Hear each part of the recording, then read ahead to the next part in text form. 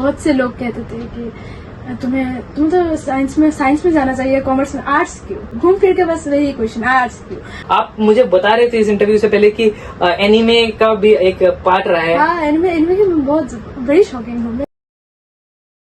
Hi everyone, आज आ चुके हैं हम एक नए वीडियो के साथ और आज आ चुके हैं हम देवोश्रुति के घर। उन्होंने काफी बढ़िया रिजल्ट किया है और उन्होंने लाया है 92.6% एचएस में। आर्ट्स से उन्होंने बढ़िया रिजल्ट लाया है और इस वीडियो के थ्रू उनसे जानेंगे उनके टिप्स एंड स्ट्रेटेजीज के बारे में। उनसे काफी ज्यादा बातें होगा और आप इस वीडियो में बने रहिए क्योंकि इस वीडियो से आपको काफी ज्यादा वैल्यू मिलने वाला है। और आगे जो भी वीडियो से आप देख सकते हो बाकी स्टूडेंट के साथ हमने जो भी डिस्कस किया, लेकिन आज का ये जो सेशन होने वाला है देवोश्रुति के साथ, उनके बारे में, उनके पढ़ाई के बारे में जानने में। और चलिए इस वीडियो को शुरू करते हैं उनके साथ। सबसे पहले देवोश्रुति, आपको कांग्रेचुलेशन, आपको मुबारक हो, आपने इतनी अच्छी रिजल्ट आपने उपलब्धि की है। तो सबसे पहले क्वेश्चन मैं करना चाहता हूँ देवोश्रुति आपसे कि आपने कौन से कॉलेज से पढ़ाई की है? वुमेन सीनियर सेकेंडरी स्कूल, वहां से आपने पढ़ाई किया। हाँ। तो एग्जैक्टली आपको 92.6% मिला है। हाँ। तो आपका क्या एक्चुअल में रूटीन रहता था जब आप पढ़ाई करते थे 11 या फिर 12 में? 12 में इतना बढ़िया रिजल्ट लाने के पीछे कुछ तो स्टडी हैबिट या रूटीन रहा होगा। रूटीन तो रेगुलर स्टडी तो मस्ट एंड मस्ट बहुत ज्यादा इम्पोर्टेंट है। जैसे अगर सुबह में कुछ दिन बहुत ज्यादा देर हो जाता है, जैसे 9 बजे उठती थी, 9 बजे उठने के साथ खाना खा के 9:30 बजे से मैं पढ़ने बैठ जाती थी। मतलब रेगुलर ये होता था? हाँ, या अगर जल्दी उठ जाती थी जैसे 8:30 बजे, तो 9 बजे से मैं पढ़ना स्टार्ट कर देती थी। फिर एक डेढ़ घंटा पढ़ने के बाद 10 मिनट का ब्रेक के मैं थोड़ा बाहर जाके घूम के आती थी या थोड़ा गाने वाने सुन लेती थी, जिससे मुझे और 2 घंटे तक पढ़ने का और मोटिवेटेड रहना और ज्यादा बोर्डम ना फील। हाँ, तो ये तो बहुत इंपॉर्टेंट है एक स्टूडेंट के लिए, थोड़ा रिलैक्स माइंड के साथ भी ऑपरेट करना स्टडी में, क्योंकि कभी कभी बोर्डम भी फील होता है, बहुत मोनोटोनस भी हो जाता है। हाँ। एक चीज को पढ़ाई करना, लंबे थोड़ा स्टडी ब्रेक्स लेना भी इम्पोर्टेंट है। एक महान व्यक्ति ने कहा था कि अगर तुम्हें सक्सेसफुल होना है तो रोज वही काम करो जो तुम्हें, जैसे कोई एथलीट भी सेम हर रोज करता है, इसलिए वो बहुत ज्यादा महान हो पाता है। जैसे हम मेसी को ले लेते हैं, हाँ। वो एक ही रूटीन हर रेगुलर फॉलो करते हैं। कितना मुश्किल भी हो जाता है एक टाइम, तो वो बोरिंग भी लगने लग जाता है, क्योंकि एक ही टाइम फॉलो करना, उस चीज में बने रहना, डटे रहना। और हर एक टॉपर के साथ मैंने देखा यही चीज है कि वो बने रहते थे कंसिस्टेंसी के साथ और उन्होंने ऐसी उपलब्धि हासिल की जो दुनिया आज वाह करती है उनके सक्सेस के पीछे भी। और कोई ऐसा सब्जेक्ट था जो आपको बहुत ज्यादा इंटरेस्टिंग लगता था? हाँ, इकोनॉमिक्स तो बहुत ज्यादा पसंद था। अच्छा। क्योंकि इकोनॉमिक्स के सर इतने बढ़िया तरीके से पढ़ाते थे कि कोई और कुछ चाहता था भी नहीं, जे और नोट्स लिखना चाहिए और कुछ एक्स्ट्रा, बस वो जितना आते थे बिल्कुल वैसा ही आया था। उन्होंने जैसे 12 दिन तक, इकोनॉमिक्स के पहले 12 दिन कोई एग्जाम नहीं था। हाँ, उन्होंने रोज एक सेट भेजा और कहा 3 घंटे के बीच में 3 घंटे देता हो, उन 3 घंटे के बीच में तुम मुझे ये सॉल्व करके भेजो। तो हाँ, इससे एग्जाम के वक्त ठंडे माइंड में रह के पढ़ने या लिखने में बहुत ज्यादा मदद हुआ। Oh wow, wonderful.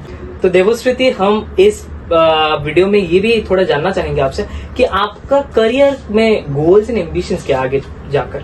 जैसे हम तो जानते हैं कि हमारी कंट्री बहुत ज्यादा मोस्ट पॉपुलर कंट्री का खिताब है हमारे कंट्री के पास। अगर कोई हाई पोजीशन की, जो हाई कोर्ट जस्टिस बन जाए तो मैं थोड़ा ये पोजीशन हटा सकती हूँ। जैसे बहुत से केस ऐसे आते हैं, जैसे मनी लेंडर का केस तो हम सबको मालूम है। मनी लेंडर कभी आते हैं, एक पुअर फेलो को बोलते हैं हाँ 10% इंटरेस्ट रेट में तुम 10 साल में 10% इंटरेस्ट में तुम मेरा लोन दे देना। हाँ, फिर आगे 2 साल बाद आके कहते 50% इंटरेस्ट में तुम्हें मुझे देना है। ये सारे मुसीबत हटाने के लिए मैं चाहती थी, अगर मुझे मौका मिला तो मैं हाई कोर्ट जस्टिस में। आपका ये करियर गोल है। तो आप देख पा रहे हो कि उनका कितना बड़ा गोल अभी से उन्होंने सेट करके रख दिया। मतलब अभी से वो कंसिस्टेंटली धीरे धीरे आगे बढ़ रहे हो आप, और वो कदम लेना इंपॉर्टेंट है क्योंकि ये सारे जो है थोड़ा हर दिन ये लेना इंपॉर्टेंट हो जाता है सक्सेस की ओर बढ़ने के लिए। तो सक्सेस मिलने के लिए आपको कंसिस्टेंट रहना पड़ेगा। थोड़ा बोरिंग लग सकता है लेकिन कंसिस्टेंट रहोगे तो बहुत आगे तक आप जा पाओगे। तो आपको अगर मैं पूछूं अभी कुछ ऐसा टिप्स एंड एडवाइस देना चाहते हो बाकी जो भी यहाँ पे वीडियो देख रहे हैं, क्योंकि ये वीडियो इंडिया में देखने वाले काफी सारे लोग, तो कोई स्टूडेंट जो है अभी 11 या 12th में है उनको कुछ एडवाइस देना चाहोगे या फिर 10th के स्टूडेंट्स को? हाँ, तुम्हें मेडिटेशन करना बहुत जरूरी है। मेडिटेशन तुम्हारे माइंड को बहुत काम रखता है। इससे मेडिटेशन अगर तुम रेगुलर बेसिस पे करो, तुम्हारी ब्रीथिंग टेक्निक भी बहुत ज्यादा बढ़ जाएगी। जैसे हम सब जानते हैं, अगर ब्रीथिंग अगर बढ़ जाए तो माइंड कितना काम हो जाता है, तो हमें उससे आगे फोकस करने में भी बहुत ज़्यादा मदद मिलती है। Meditation must and must important है। और फिर एग्जाम के पहले जैसे मैं करती थी अपने बोर्ड की, तो क्वेश्चन पेपर बहुत ज़्यादा सॉल्व करती थी, तो मैं या मॉक टेस्ट भी बहुत ज़्यादा देती थी। तुम्हें तो ऑनलाइन में बहुत ज़्यादा मॉक टेस्ट मिल जाएंगे, एक चैप्टर के 20-50 लॉन्ग क्वेश्चन, शॉर्ट क्वेश्चन, उन्हें पकड़ के तुम बैठो। ये हाँ, मैं देखती हूँ आधा घंटे में कितना सारा शॉर्ट क्वेश्चन में कर पाऊंगी या आधा घंटे में कितना सारा लॉन्ग क्वेश्चन में कर पाऊंगी। ये बस थोड़ा बैठ के बैठो, फिर तुम देखना बहुत ज्यादा स्मूथ चलेगा। या एग्जाम के 2-3 महीने पहले से ये रूटीन फॉलो करना। तो एक चीज आपने गौर किया है, जितने भी टॉपर्स है उनका ध्यान एक जगह पे तो टिका रहता था कि वो पुराने जो भी है वो क्वेश्चन पेपर्स या फिर जो नए अभी ऑनलाइन आ रहे हैं वो सारे पेपर्स सॉल्व करना, जो भी मॉक के होते हैं, मॉक टेस्ट, एंड उनका ये ध्यान रहता है कि ज्यादा से ज्यादा वो थोड़ा आइडिया ले पाए कि कैसे तरीके का क्वेश्चन आता है। और लंबे क्वेश्चन, लंबे आंसर्स को भी आप थोड़ा ज्यादा ध्यान से आप करते थे, राइट, सॉल्व करते थे। तो ये सारा इंपॉर्टेंट है एक स्टूडेंट को आगे बढ़ने के लिए। ये स्ट्रैटेजीज जो ये बता रहे हैं, आपको एडवाइस दे रहे हैं, ये जरूर ध्यान में रखिएगा, आपको बहुत बेनिफिट होने वाला है। और आगे अभी वीडियो में और भी ज्यादा बात करने वाला है देवश्रुति के साथ। तो देवश्रुति, आपको क्या लगता है कि जो भी स्टूडेंट्स है वो लोग अगर लंबे समय के लिए टिके रहे, मेडिटेशन वगैरह तो वो कर सकते हैं हमेशा, लेकिन मेमोराइजेशन करने के लिए कोई टेक्निक है? क्योंकि आर्ट्स में इतने बड़े बड़े आंसर्स रहते हैं, लॉजिकली समझना उसको, फिर मेमोराइजेशन के लिए अगर मुझे पूछे तो तुम्हें पहले एक लाइन तुम पढ़ लेना। अगर जिन लाइन में तुम्हें इमेजिन कर सकता है एक आदमी वैसे वैसे कर रहा है तो बहुत ज्यादा, क्योंकि हम जानते हैं कि अगर पिक्चर फॉर्मेट में अगर कोई चीज याद रहे तो बहुत ज्यादा लंबे टाइम के लिए हम वो ब्रेन में रख सकते हैं। फोटोग्राफिक मेमोरी जिसको बोला गया है, राइट। हाँ। फोटोग्राफिक, अगर आप आपका माइंड जैसे फोटोग्राफिक मेमोरी अगर है तो आप बहुत लंबे। मैंने एक चीज देखा है कि स्टूडेंट ना कभी कभी वो जो पेजेस होते हैं कॉपी के, वो भी कभी कभी दिमाग में रख लेते हैं। हाँ। और उसके बाद थोड़ा एग्जाम में जाके उसी पेज को थोड़ा इमेजिन करने का सोचते। क्या आप अपने ये फॉलो किया था? हाँ, वो कब होता है जब एक चीज बार बार पढ़ने के बाद वो पेज ऐसा आ जाता है माइंड। हाँ। और वो हेल्प भी करता है फिर, राइट। और कभी कभी ऐसा होता था कि एग्जाम में जाके आप भूल जाते थे, तो शायद कुछ देर के लिए आप नर्वस ना होके फिर बैठ के आराम से एग्जाम लिखते थे। ऐसा होता था कभी? मेरे साथ तो ऐसा कभी नहीं हुआ कि मैं भूल गई एग्जाम में। अगर एग्जाम में जाके ना भूलूं, इसलिए मैं 1-1.5 घंटा में बुक छोड़ के मैं वैसे ही बैठी रहती थी। कभी तो आप रात को ज्यादा पढ़ाई करते थे कि सुबह को? सुबह उठा नहीं जाता था, इसलिए मैं रात को अगर 1 बजे भी बोले तो भी मुझे कोई प्रॉब्लम नहीं पढ़ने में, या 2 बजे 3 बजे मुझे कोई प्रॉब्लम नहीं। लेकिन सुबह 5 बजे 6 बजे भी उठ ले तो मुझे बहुत दिक्कत हो जाता है। हाँ। बहुत स्टूडेंट को ये है कि कुछ स्टूडेंट 6 बजे उठ के पढ़ लेते हैं, और ठंड में तो उठा ही नहीं जाता है। हाँ। आप तो मैं भी एक्चुअली रात को ही पढ़ना ज्यादा मुझे प्रेफर में करता था, और रात को पढ़ने से क्योंकि कोई पूरा माहौल शांत रहता है। लेकिन कभी कभी क्या हो जाता है, हेल्थ का भी इशूज आ जाता है। कुछ स्टूडेंट को ये दिक्कत हो जाता है हमेशा, इसलिए कुछ स्टूडेंट सुबह को भी पढ़ते हैं, रात को भी पढ़ते हैं। वो डिपेंड करता है आपके ऊपर कि आप नाइट आउल हो या फिर अर्ली बर्ड हो या अर्ली राइजर हो, तो उसके हिसाब से आप पढ़ाई कर सकते हो। और देवश्रुति, मैं जानूंगा आपसे कि आपका पापा मम्मी का रोल क्या रहा है आपके सक्सेस के पीछे? बहुत ज्यादा। अगर वो नहीं होती तो मैं आज यहाँ पे पहुंच ही नहीं पाती। हाँ, उस सबसे ज्यादा रोल तो मेरे भाई का है।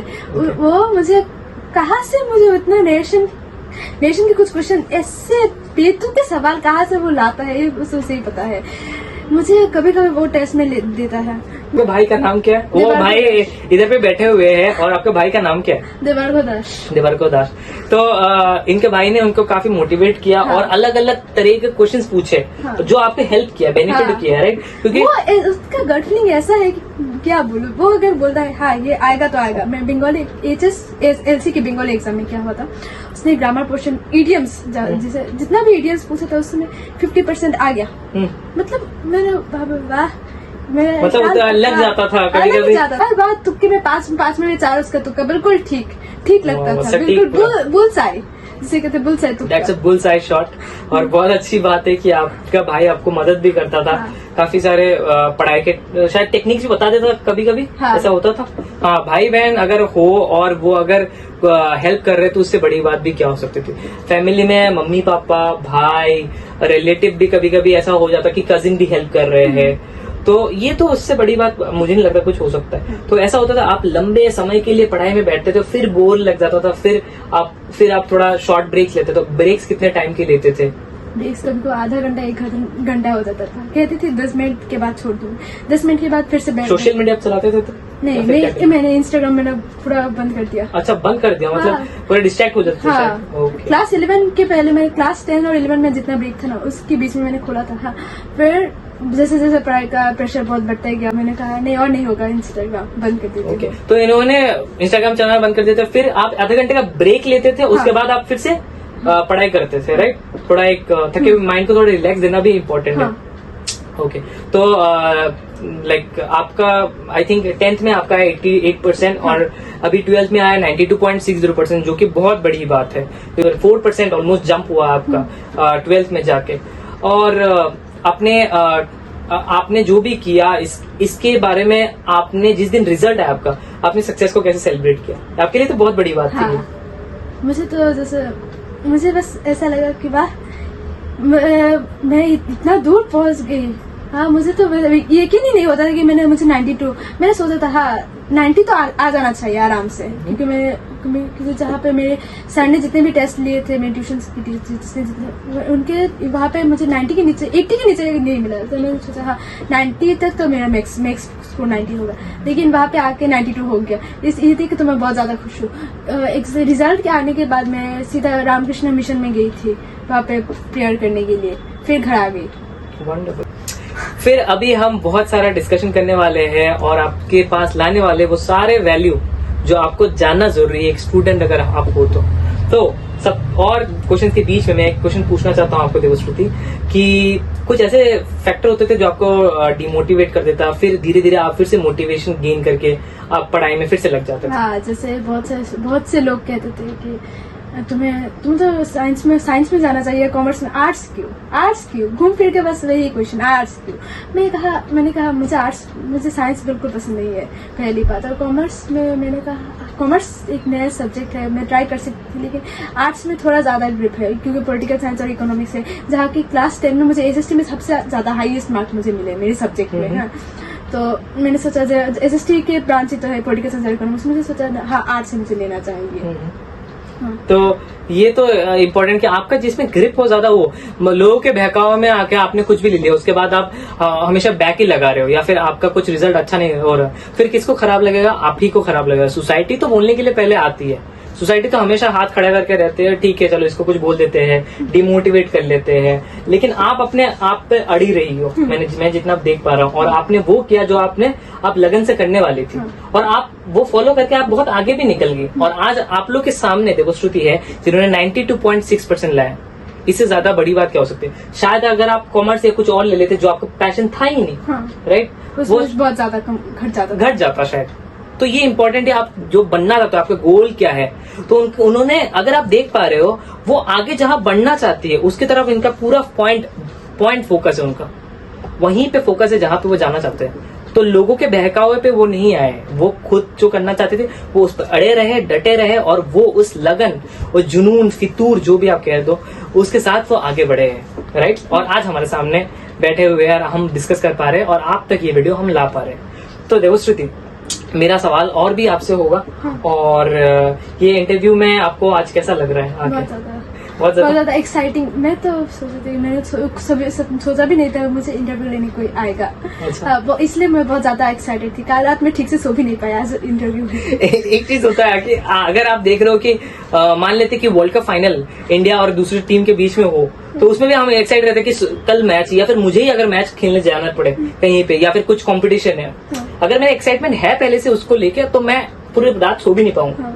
तो ये तो हमेशा रहता है कि आप, और ये हमारा चैनल जो है सबसे पहला चैनल है जो ऐसे स्टूडेंट्स जो 90% या उससे ऊपर लाते हैं, उनको जाके हम इंटरव्यू लेते हैं, और उनको जाके हम लोग ये फील भी करवाना चाहते हैं कि आपने जो लाया, आपको काबिलियत तारीफ है इस बात की, और आप और भी आगे जाइए। और हम भी आपको बताना चाहते हैं कि आप जिंदगी में और आगे जाइए और भी तरक्की कीजिए। तो देवश्रुति, ये सब तो हमने आपसे जाना है, लेकिन आप मुझे बता रहे थे इस इंटरव्यू से पहले कि एनिमे का भी एक पार्ट रहा है। हाँ, एनिमे की बहुत बड़ी शौकीन हूँ मैं। एनिमे जैसे मेरे फेवरेट एनिमे हाईक्यू है, पोकेमॉन है, सबसे नोटेबल एनिमे।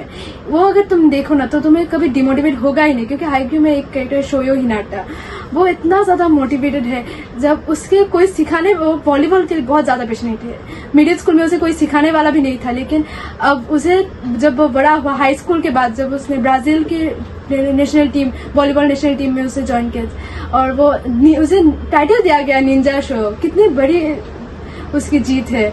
ये इससे मैं बहुत ज्यादा इंस्पायर्ड हूँ इससे। तो ऐसे कोई यूट्यूब में इंस्पिरेशनल गुरु या फिर मोटिवेशनल, तो उनको फॉलो करते थे कभी आप? नहीं, तो आप खुद बस एनिमे सिर्फ एनिमे। हाँ, एनिमे में बहुत ज्यादा कंटेंट है, उन्हें कभी देख के तुम्हें नहीं लगेगा, तुम्हें डिमोटिवेटेड होने का मौका ही नहीं मिलेगा। जैसे बहुत स्टूडेंट्स देखते हैं ये चीज और वो लोग फॉलो भी करते हैं एनिमे, जो भी सीरीज आता है वो एक एक घंटे तक बैठे रहते हैं, उस सीरीज को कंप्लीट करते रहते हैं। क्या मेरी बात सही है? हाँ। मैं तो नहीं देखता, लेकिन मैं देखता हूँ, मेरे भाई जो भी है कजिन्स, वो लोग देखते रहते हैं हमेशा। कितना अच्छी बात है। मोटिवेशन लेने के लिए तुम्हें तो दिखना ही पड़ेगा, क्योंकि बहुत सारे, जैसे नारुतो भी है, नारुतो जिसके पास कुछ नहीं था, बचपन में पैदा हुआ, उसके मम्मी पापा सब मर गए, सब उसे मॉन्स्टर समझ के भाड़ में जाओ कहते, लेकिन वो जब बड़ा हुआ तब विलेज का होकागे बन गया, मतलब सबसे ज्यादा हाईएस्ट पोजीशन। अब वो उसे कोई अगर पंगा भी देने जाए तो वो नारुतो उज़ुमाकी है, तुम्हें मार डालेगा, वैसा ही कोई फीलिंग आती है। तो इन्होंने उन सब लोगों को भी स्टोरी के थ्रू से मैं फिर हमारा प्यारा ऐश है, जो 25 इयर्स के बाद वो पोकेमॉन मास्टर बना। जब पोकेमॉन मास्टर बना, हम पोकी फैंस के लिए कितना ज्यादा खुशी की बात थी। वंडरफुल, ये सुन के तो मुझे बहुत अच्छा लग रहा है। लेकिन आपका जो है मोटिवेशन इंस्पिरेशन अलग है और सबके लिए अलग हो सकता है। ये जरूरी नहीं कि आपको स्पीकर को फॉलो करो, आपके लिए शायद गोल्स एंड एम्बिशंस करियर को लेके वो भी मोटिवेशन रह सकता है हमेशा। इनके लिए अलग अलग चीजें थे मोटिवेशन, और इनका गोल्स भी उनके लिए एक तरह का मोटिवेशन। और उन्होंने उन सारे लोगों को जवाब भी दिया जिन्होंने उनको कहा था कि आर्ट्स मत लेना, कॉमर्स लेना या साइंस लेना, कुछ भी। तो इन्होंने वो स्टोरी से रिलेट कर पा रहे हो कि उसका मॉम एंड डैड बचपन में नहीं था, वो स्ट्रगल करके ये बना है, राइट। सो इम्पोर्टेंट ये है कि लोग आपको तरह तरह की बातें करेंगे कि कॉमर्स ले लो या साइंस ले लो, लेकिन आपका इंटरेस्ट शायद आर्ट्स में हो। तो बात ये इंपॉर्टेंट है कि आप कहाँ पे जाना चाहते हो जिंदगी में, आपका लक्ष्य क्या है।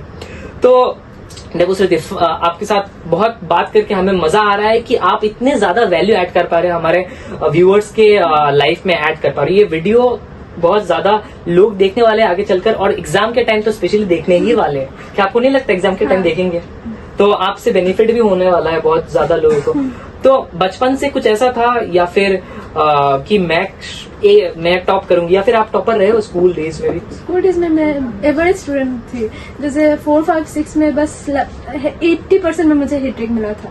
4, 5, 6 में मुझे तो एवरेज स्टूडेंट, कोई मुझे ज्यादा टॉपर भी नहीं समझा, बस एवरेज सोचता। ओके, तो आज वो खुद के सक्सेस आगे वो और भी बेहतर करेंगे, ये बात तो है, लेकिन अभी वो उस सक्सेस पे लेवरेज करके और आगे जाएंगे, ये बड़ी बात है। अब एवरेज स्टूडेंट से मेहनत करके लगन के साथ आप आगे बढ़ रहे हो, इससे बड़ी बात क्या हो सकती है। और देवश्रुति, आप जब कुछ बहुत बड़े आप पोजीशन में चले जाओ, कुछ अच्छा सोसाइटी में काम करना, हम जरूर आएंगे आपके घर पे फिर से इंटरव्यू लेने के लिए। और देवश्रुति, मेरा कुछ सवाल के बीच में मैं बहुत एक्साइटेड हूँ ये पूछने के लिए भी कि आपने तो पढ़ाई किया 11, 12, आप अभी क्या पढ़ाई करना चाहते हो और क्या सोच है? मैंने जैसे पहले कहा था कि मुझे हाई कोर्ट जस्टिस मुझे बनना है, तो इसलिए मैंने CUET में LLB कोर्स करना मैंने एग्जाम दिया है। Okay, great, awesome. तो देवश्रुति से बहुत कुछ चीजें जानने को मिला है। कुछ ऐसा टिप आप देना चाहोगे जो स्टूडेंट शायद बहुत बड़े कोर्स होने की वजह से ना थोड़ा डिप्रेशन फेज में भी चले जाते हैं, सोचते हैं कि नहीं मैं कंप्लीट नहीं कर पाऊंगा। कोर्सेज को कंप्लीट करने को लेकर आपका क्या वो है, आइडिया है? क्या आपने किया था ऐसा जो शायद थोड़ा जल्दी कोर्स कंप्लीट करने से फायदा होगा, या फिर थोड़ा जल्दी रिविजन करने से फायदा होगा? क्या कुछ मैंने सोचा था जैसे 12 महीने है, तो मुझे 8 महीने के अंदर मुझे पूरा कोर्स खत्म करना। अगर मुझे 8 महीने में टारगेट है तो थोड़ा एक्सटेंड होकर 9-10 महीने हो, मतलब मुझे आखिरी 2 महीने मुझे पूरा रिविजन करने के लिए मिलेगा। इसलिए मैं डेडलाइन पकड़ ली थी मुझे इस 8 महीने के अंदर मुझे पूरा सिलेबस जैसे भी कंप्लीट करना है। वैसे तो मुझे पता है 2-3 महीने वैसे भी एक्सटेंड होने वाला है। तो बड़ी बात ये थी कि वो अपने माइंड में ही पहले से ही सेट कर देते थे कि मैं कहाँ पहुंचने वाली हूँ और मेरा क्या सेट गोल आज से ही होगा। आप टू डू लिस्ट बना सकते हो और उस पर मुकम्मल रहना भी इम्पोर्टेंट है जो आपने सोचा हुआ है। और वो निर्णय दृढ़ता के साथ आपको आगे भी बढ़ना चाहिए जिंदगी में। तो बहुत सारा हमने बातें किया और देवश्रुति से जाना कि ये इंपॉर्टेंट है लाइफ में, अपने माइलस्टोन तक जाने के लिए, उस बेंचमार्क तक जाने के लिए आपको हमेशा से मेहनत, लगन और एक दृढ़ता के साथ आपको आगे बढ़ना ही पड़ेगा। तो देवश्रुति, आज का वीडियो हम इतना तक ही रखेंगे और आपसे बहुत कुछ जानने को मिला और थैंक यू कि आप आके इतना कुछ हमारे व्यूअर्स को बता पाए हो। मेरी खुशनसीबी है कि आप मेरे घर आए। कोई बात नहीं, हम तहे दिल से आपका भी शुक्रिया अदा करना चाहते हैं कि आपने एक अपॉर्चुनिटी दी और हमने एक इंटरव्यू आपके साथ कंडक्ट कर पाए हैं। Thank you so much. आज के वीडियो के लिए हम लोग ने जो भी क्रिएट किया आप देख पा रहे हो, एंड इस चैनल को सब्सक्राइब कर दीजिएगा, लाइक कीजिए और अगर आप चैनल में हमेशा देखते हो वीडियो तो दूसरों को भी शेयर कीजिए वीडियो, ताकि वो ज्यादा से ज्यादा जान पाए वीडियो से कि वो और भी ज्यादा लाभ उठा पाए और ऐसे ही टॉपर वो भी बन पाए अपने जिंदगी में। तो उम्मीद करेंगे और भी वीडियो के साथ आप जुड़े हुए रहोगे और लोगों तक ये चैनल और भी ज्यादा फैलाते रहोगे ताकि हम दूसरे लोगों तक भी पहुंच पाए आपके थ्रू से। Thank you so much for watching this video और आप बने रहिए इस चैनल के साथ।